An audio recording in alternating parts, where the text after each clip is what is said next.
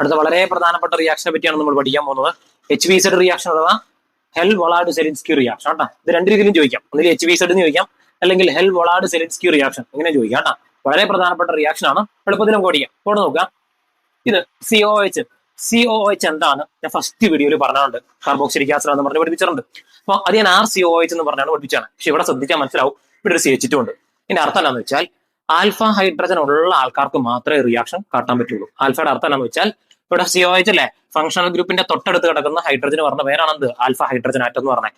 അപ്പോൾ alpha hydrogen atom ഉള്ള ആൾക്കാർ മാത്രമേ റിയാക്ഷൻ കാട്ടുള്ളൂ.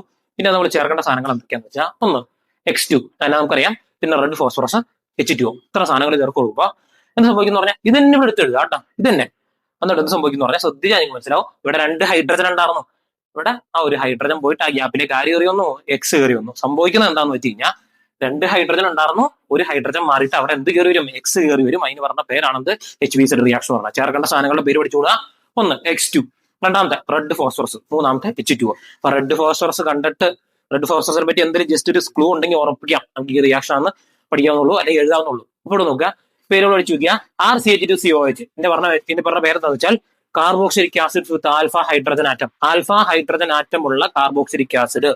X എന്ന് പറഞ്ഞാൽ ക്ലോറിൻ അല്ലെങ്കിൽ ബ്രോമിൻ കേട്ടോ. നമുക്കറിയാം വേറെ ഉണ്ടെന്ന് അറിയാം, പക്ഷെ ക്ലോറിൻ അല്ലെങ്കിൽ ബ്രോമിൻ മാത്രമാണ് ഇവിടെ വരുള്ളൂ. പിന്നെ റെഡ് P എന്നാണ് എഴുതിയുള്ളൂ എന്ന് പറഞ്ഞാൽ റെഡ് ഫോസ്ഫറസ് ആണ്. പിന്നെ RCHXCOH ഇതിന്റെ പേര് പഠിച്ചു വെച്ചാൽ ആൽഫ ഹാലോ കാർബോക്സിലിക് ആസിഡ് കേട്ടോ. എന്ന് പറഞ്ഞാൽ ആൽഫ പൊസിഷന്റെ അകത്തുള്ള ഹൈഡ്രജൻ മാറിയിട്ട് അവിടെ എന്ത് കയറി വന്നു, ഹാലജൻ കയറി വന്നിരിക്കുന്നു. ഇതിന് പറഞ്ഞ പേരാണെന്ത് ഹെൽ വൊളാഡ് സെലിൻസ്കി റിയാക്ഷൻ. ഒന്നോട് ശ്രദ്ധിച്ചോ, 2 ഹൈഡ്രജൻ ഇവിടെ ഉണ്ടോ, 2 ഹൈഡ്രജൻ ഉണ്ട് ഇവിടെ.